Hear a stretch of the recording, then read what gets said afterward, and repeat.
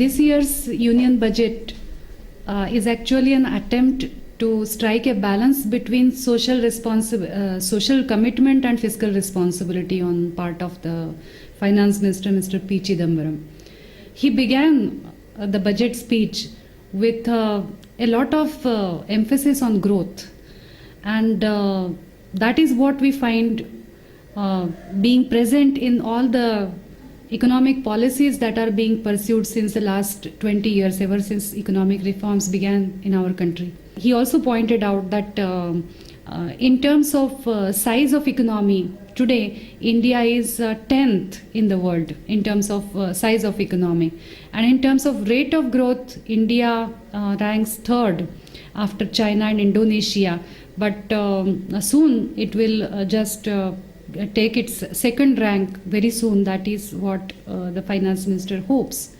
Now, coming back to what the finance minister has in the budget, particularly with respect to both expenditure and revenue efforts, we find that though he has increased the outlay for expenditure, public expenditure through the budget very substantially, because last year it was somewhat around 14,000 crores of rupees, and it is somewhere around 16,000 crores this year.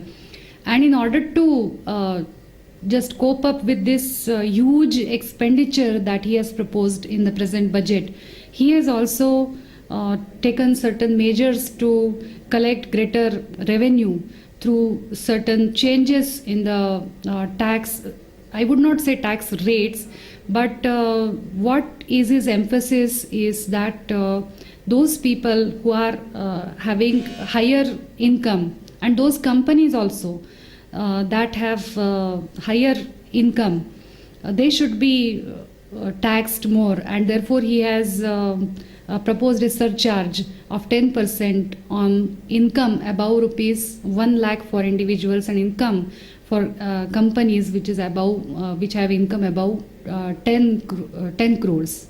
So that is one important step that he has taken. Otherwise, there are no changes in personal income tax rates. And another thing that he has pointed out is that when a finance minister wants to collect greater revenue, then what he resorts to is sumptuary taxes. Sumptuary taxes are taxes that are levied on certain commodities such as cigarettes. So generally, in our public economics, we call these commodities as morally offensive commodities. So cigarette is one such commodity because it has certain negative externalities associated with its consumption, and therefore having higher rate of tax on a commodity such as cigarette is always justified. Then another step he has taken is that he has proposed greater customs duty on luxury commodities such as cars and motorcycles and SUVs. So this is, of course, a welcome step, I would say.